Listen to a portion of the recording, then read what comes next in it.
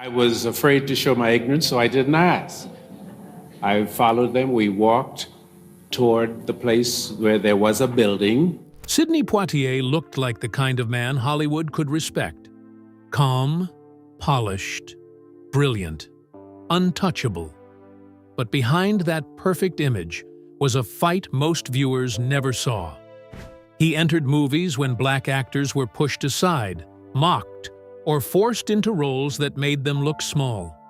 Sidney refused to be small. He broke doors open, won the Oscar, faced cold co-stars, dangerous sets, public pressure, private guilt, family loss, and a love life that was far messier than his graceful image suggested.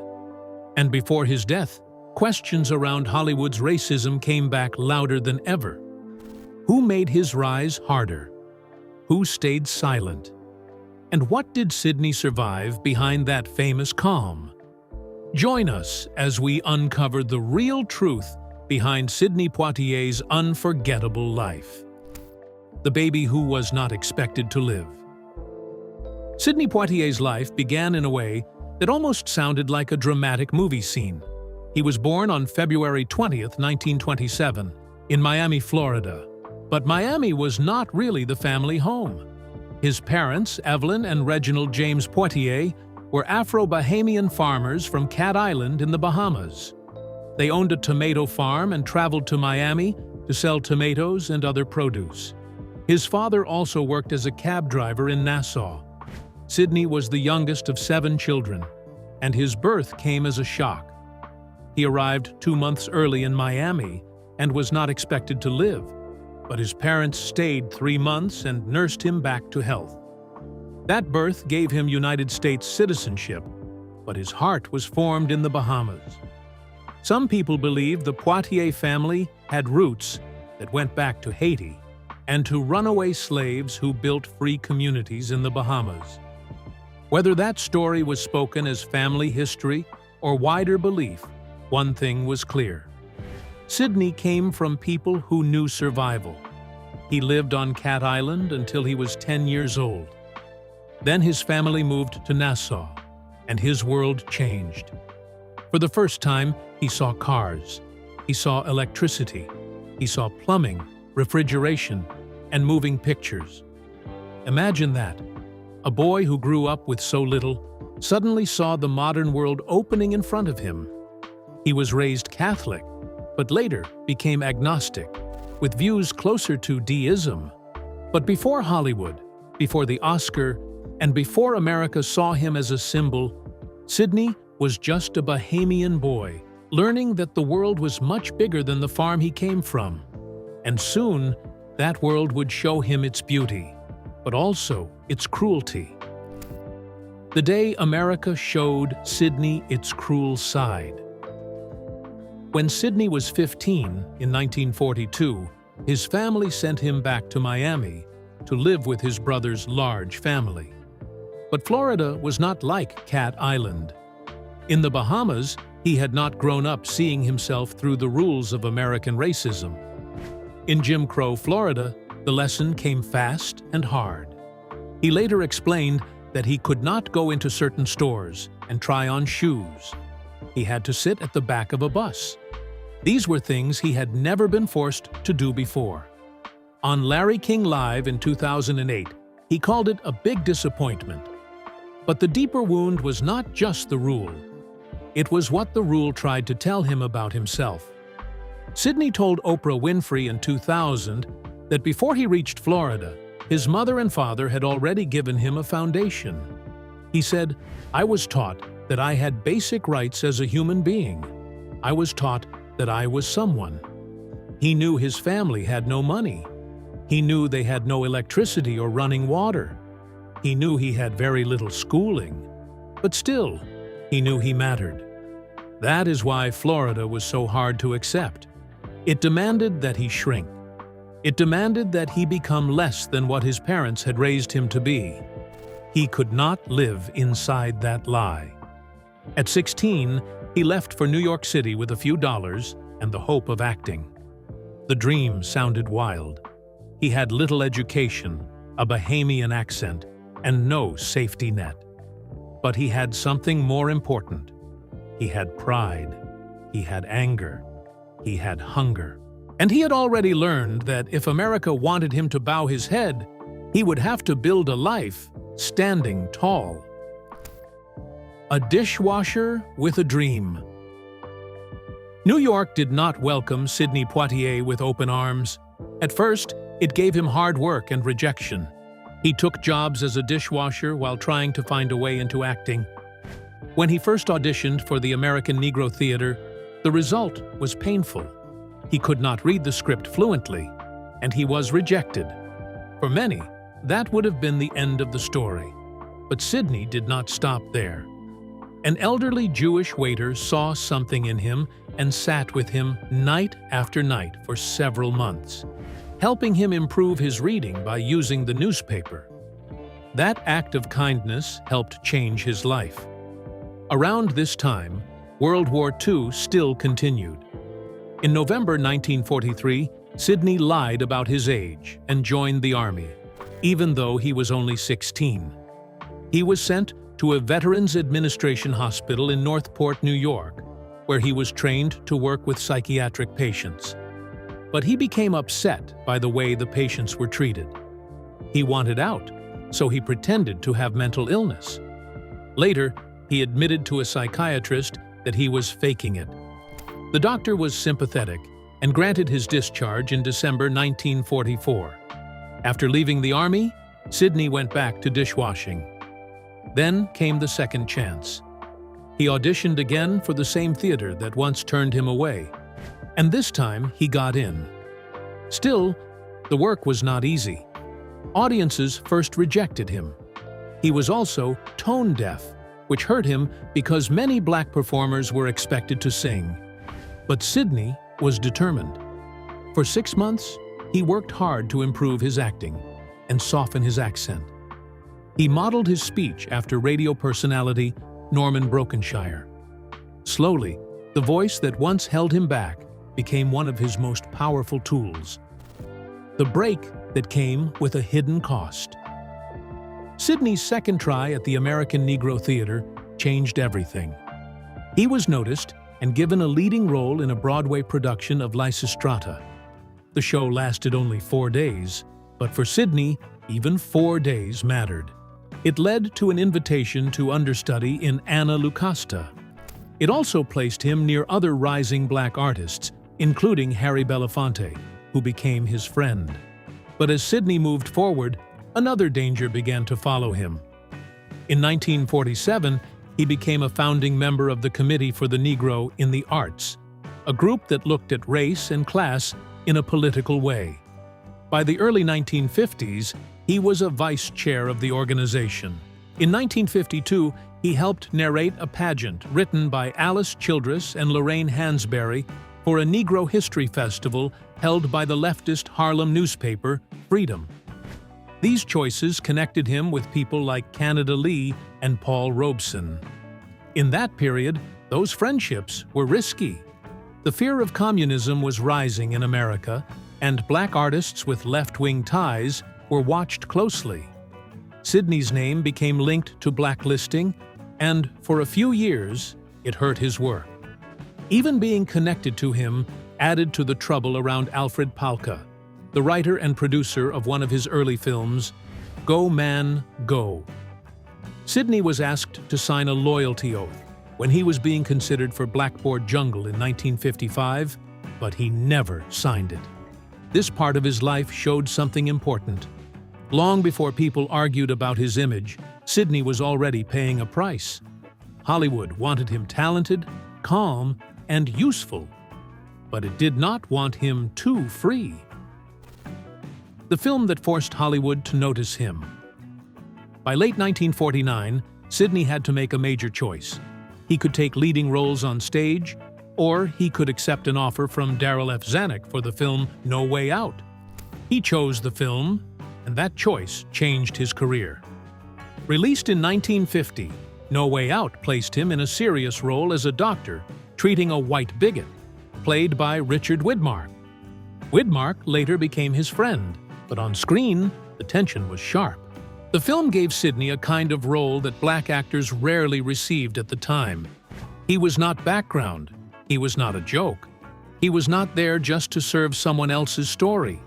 He was intelligent, controlled, and central. That alone made people look at him differently. In 1951, he traveled to South Africa with Canada Lee to star in Cry, The Beloved Country. Then came Blackboard Jungle in 1955, where he played Gregory W. Miller, a student in a difficult high school class. He also worked with director William Wellman on Goodbye, My Lady in 1956. Sidney later remembered Wellman's humanity and sensitivity, and he said that experience shaped his own thinking when he became a director years later. But the role the industry could not ignore came in Edge of the City in 1957. By then, Sidney had become more than a working actor. He was becoming a new kind of screen presence. Hollywood still did not fully know what to do with him, but it could no longer pretend he was not there. And soon, Sidney would step into a role that placed him beside a major white co-star, chained to him on screen and tied to history forever. Before we carry on, something I want to share that I think is worth your time. When researchers first mapped this system in 2013, they couldn't understand why nobody had documented it before.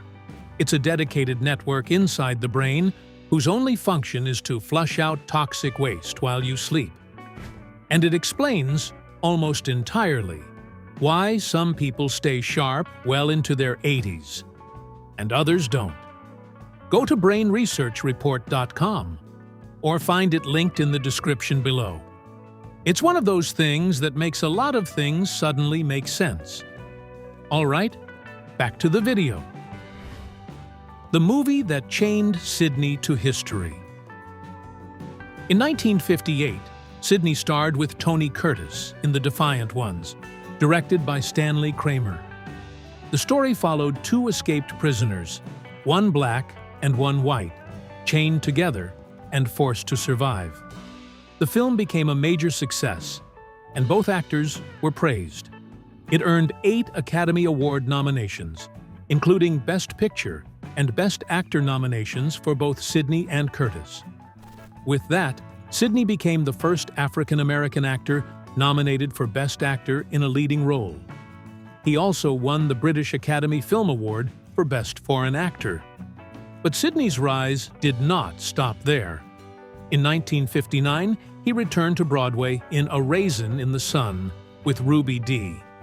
The play brought real black family life to mostly white Broadway audiences and later became known as a work that changed American theater. Sidney earned a Tony nomination, then starred in the 1961 film version. Around the same period, he appeared in Porgy and Bess with Dorothy Dandridge and Paris Blues with Paul Newman, Joanne Woodward, Louis Armstrong, and Diahann Carroll. Paris Blues also touched on racism by showing the difference between American prejudice and the more open life black artists could find in Paris.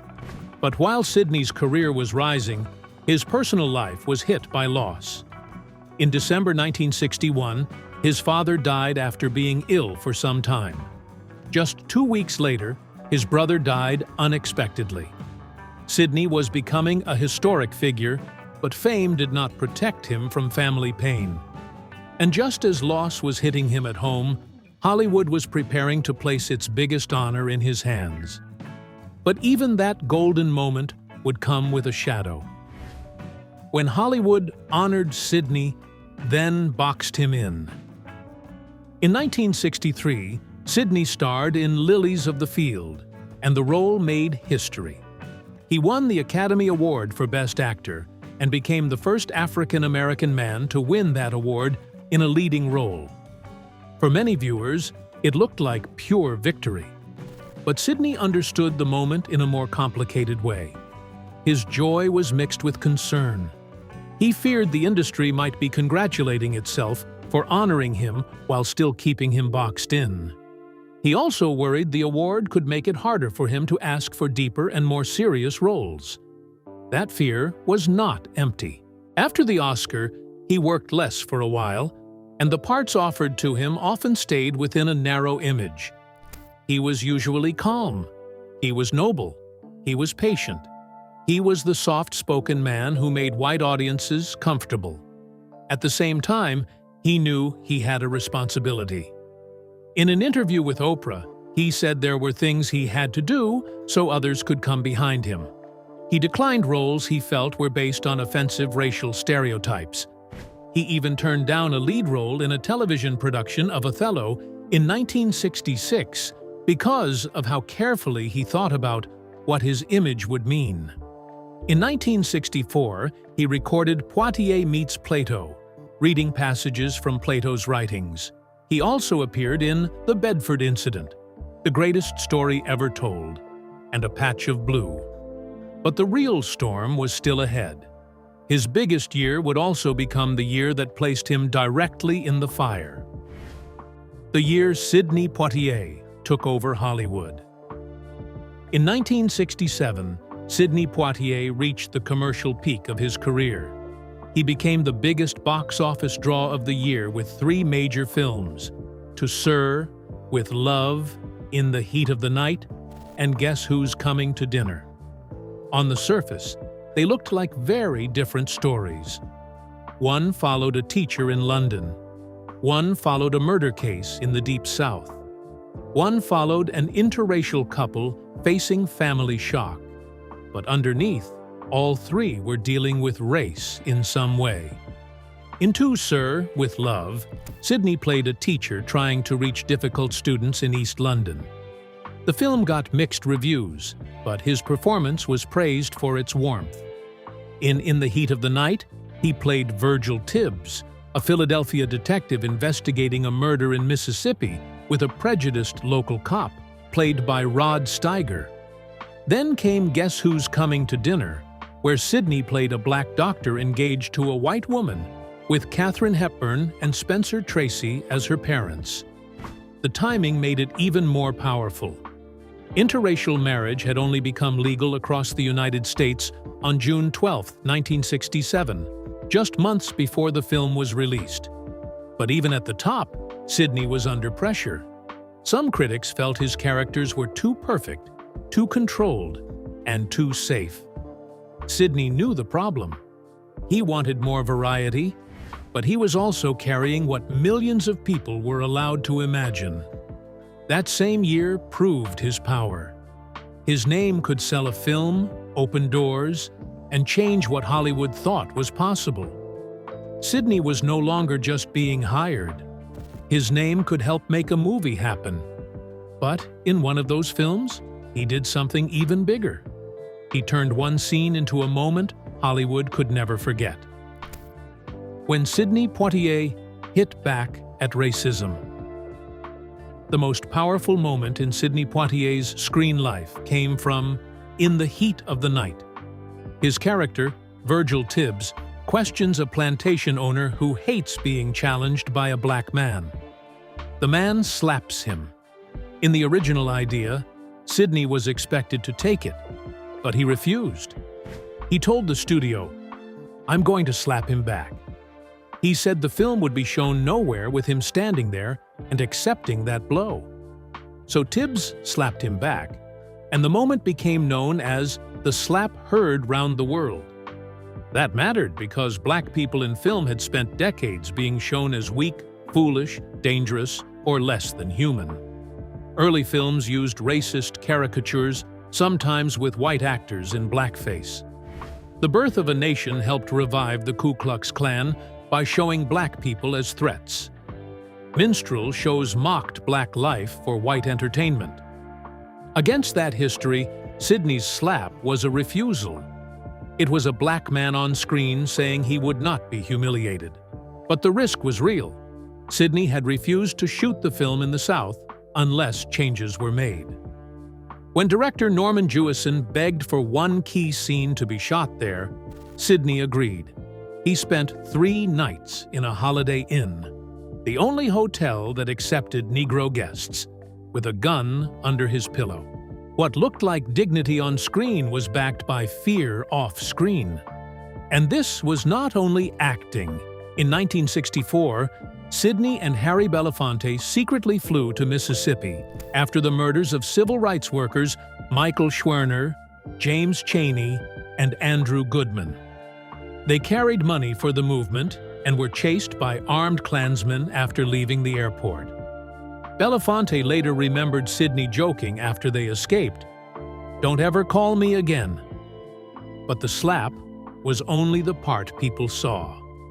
The real fight had followed Sidney long before the cameras rolled.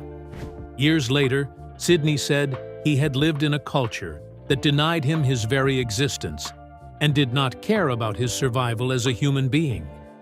He also once said, "Racism is painful, and we have to be clear-eyed about it, not just victims of it." Sidney understood racism was not always someone shouting in his face. Sometimes it was the roles he was allowed to play, the rooms where he had to prove himself twice, and the pressure to look perfect before Hollywood would treat him as worthy. Some co-stars became friends. Some were part of tense stories. Some may have stood back while the system did its damage. But Sidney's bigger enemy was the system around them all. Fame did not protect him. It only made the pressure harder to hide. The cruel trap of being Hollywood's perfect black star. By the late 1960s, Sidney Poitier was caught in a painful trap. White America admired him, but that admiration made some people question him. In 1967, a New York Times opinion piece asked, "Why does white America love Sidney Poitier so?" It used cruel language and helped create the phrase Sidney Poitier syndrome. The idea was that some successful black stars became so acceptable to white audiences that people wondered what they had to give up to be loved. Sidney had opened doors, yet he was criticized for the very image that made those doors open.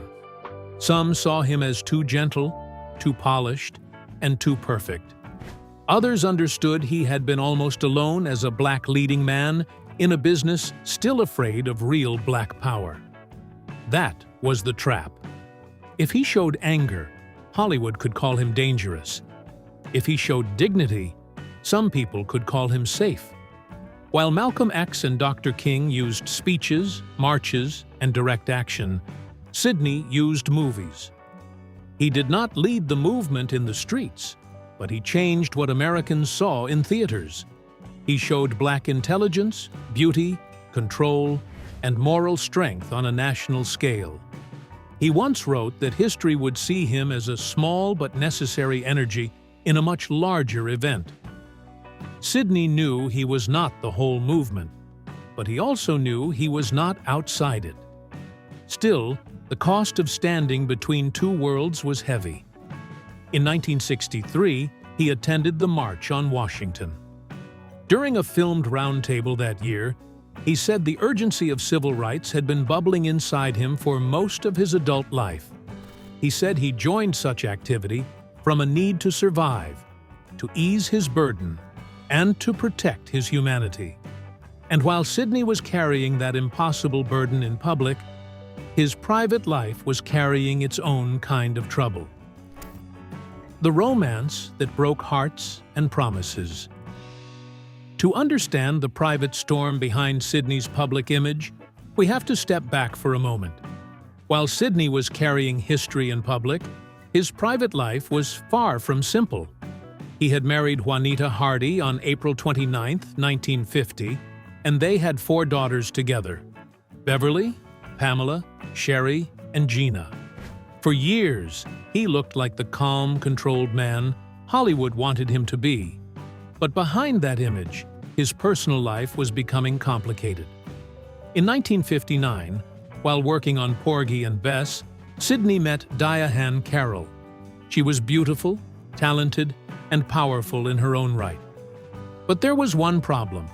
Sidney was married, and Diahann was also married to record producer Monty Kaye. Both of them had children. Still, the attraction was hard to ignore. In a 1980 interview with People, Sidney said they had not been on the set for more than a few days when he realized she was unique. He described her as confident, inviting, sensuous, and one of the brightest women he had ever known. Their relationship lasted 9 years, but it did not bring peace. It brought guilt, broken promises, and pain. In her 2008 memoir, Diane wrote that Sidney convinced her to leave her husband and promised he would leave his wife too. She said she kept her end of the bargain, but Sidney delayed. When she was ready to move into the New York apartment he had bought, he told her his wife was having second thoughts. Then, according to Diane, he said her daughter could not live there, changed the locks, and asked her to repay costs. Sidney's marriage to Juanita ended in 1965, but his future with Diane never became what she hoped for. Later, Sidney admitted the guilt stayed with him. In The Measure of a Man, he wrote that the guilt was something 11 years of psychotherapy could not cure. Diane later felt Sidney knew she would never leave her child, and that gave him a way out. Even after all that pain, they did not become enemies. Their romance never became the life they imagined, but they remained friends until her death. But after years of guilt, broken promises, and emotional damage, Sidney eventually found the kind of steady love that Hollywood could not shake. The love that stayed after the storm. After a long and painful chapter, Sidney's life eventually moved into a calmer place. On January 23, 1976, he married Joanna Shimkus, a Canadian actress who had starred with him in The Lost Man in 1969. Joanna had been born in Halifax, Nova Scotia. Her father, Joseph Shimkus, was Jewish and of Lithuanian descent, and her mother, Marie Petrie, was Roman Catholic and of Irish descent. Joanna grew up in Montreal, attended a convent school, and built her own acting career before she and Sidney settled into family life. She appeared in films such as De l'Amour, Les Aventuriers, Boom, The Lost Man, The Virgin and the Gypsy, and The Marriage of a Young Stockbroker. Her film career continued into the early 1970s.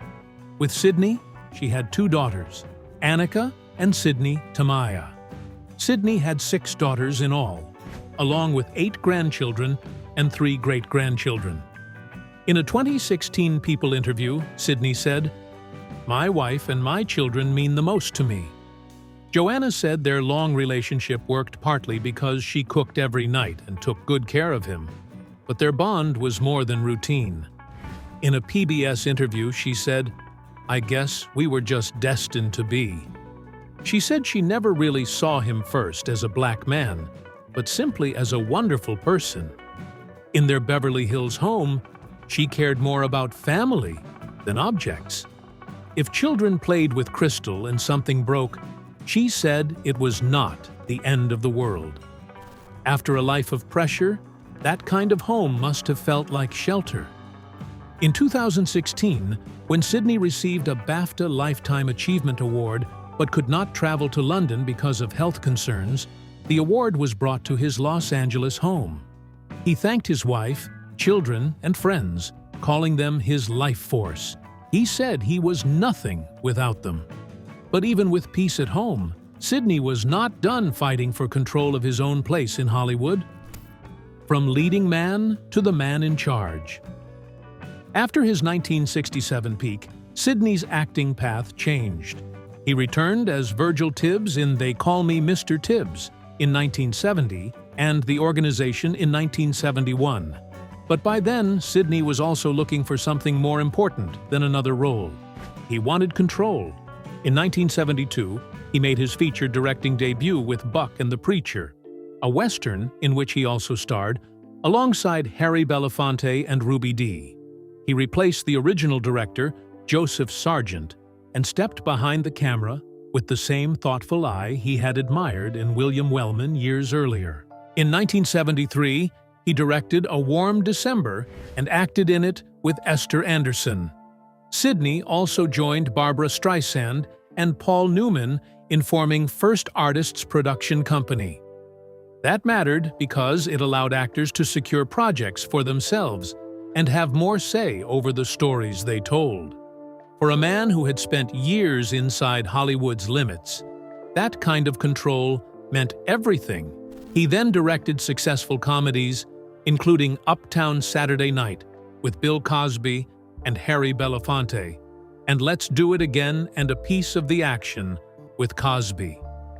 His biggest comedy success came with Stir Crazy in 1980, starring Richard Pryor and Gene Wilder. For years, it was the highest-grossing film directed by a person of African descent. Later, he directed Fast Forward and Ghost Dad, returned to acting in Shoot to Kill, and appeared in Sneakers and The Jackal. Even away from center stage, Sidney was still shaping Hollywood. He proved a black artist did not have to stay in one lane. He could act, direct, produce, and still carry the weight of being first. The road stayed hard, but it became wider for others. Hollywood said goodbye to the man who changed it. In the 1990s, Sidney took on respected television roles, including Separate but Equal, To Sir, with Love 2, Mandela, and De Klerk, and The Simple Life of Noah Dearborn. He received Emmy nominations for Separate but Equal and Mandela and De Klerk, plus a Golden Globe nomination. In 2001, he won a Grammy for Best Spoken Word Album. In 2002, he received an honorary Academy Award for his contribution to American cinema. That same night, Denzel Washington won Best Actor for Training Day and honored him by saying, "I'll always be chasing you, Sidney. I'll always be following in your footsteps." In 2014, Sidney appeared with Angelina Jolie at the Oscars and received a standing ovation. In 2021, the Academy Museum named its lobby the Sidney Poitier Grand Lobby, but his final years also carried pain. In 2018, his daughter Gina died. In 2019, after Hurricane Dorian hit the Bahamas, his family had 23 missing relatives. On January 6, 2022, Sidney died at his home in Beverly Hills at age 94. His death certificate listed cardiopulmonary failure, with Alzheimer's disease and prostate cancer as underlying causes. He was survived by Joanna and 5 daughters. Tributes came from Barack Obama, who said he epitomized dignity and grace, and Denzel Washington, who said Sidney opened doors that had been closed for years. Oprah Winfrey called him one of the great trees. But behind all the tributes was the harder truth Sidney had carried for decades. He had survived a Hollywood that praised him in public, tested him in private, and still made him fight for the simple right to be seen as fully human. Was Sidney Poitier truly celebrated by Hollywood? Or did Hollywood only respect him after making him suffer for years? And which part of his life hit you hardest? The racism, the pressure to be perfect, or the quiet pain he carried behind the legend? Share your thoughts in the comments below.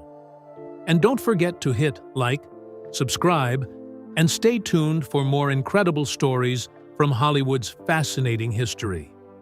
See you next time.